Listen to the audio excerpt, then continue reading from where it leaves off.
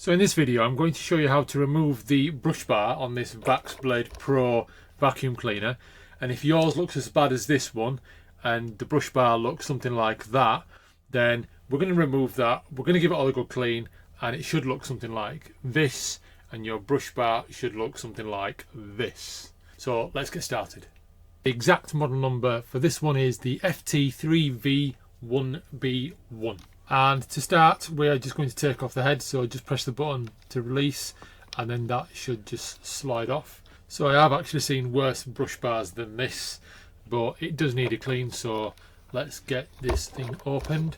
And we're going to do that by, if you can see just on the side there, there's a cover with 3 screws. So it's just a case of taking those 3 screws out. They are normal crosshead screws, not security screws, so that's quite easy. So let's do that.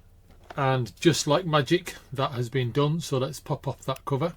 Quite dirty in there, you can see. We'll be cleaning all that up, removing all that fluff and rubbish in there.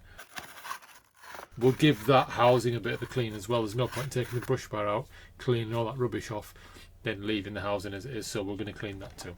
So to remove that, I'm just going to get a pair of scissors and just slide it underneath and just cut away all that, and then a damp cloth just to give all that a bit of a clean and make it look like new. And that is, again, just like magic, that is the cleaned up, or kind of cleaned up, brush bar, taken off as much as I can, and now then that is ready to reinsert back into the unit. You can see on one side it's kind of grooved, so those will correspond when fitting it all back into place. So I'm just going to slide the brush bar back in, and it should all just fit in nice and tightly together. Now you will see from the video that I did struggle trying to get the brush bar seated in exactly the right place for the end cap to be able to fit on properly and then screw down. You may need to play around with it a little bit, but you will feel it click into place, and then the end cap will fit on nice and neatly.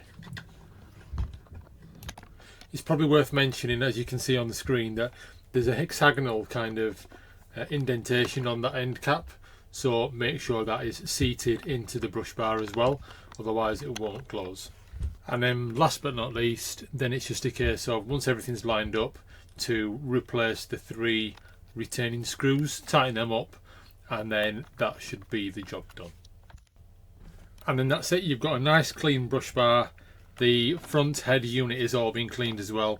Then you just put in that all back together and it's good, ready for use.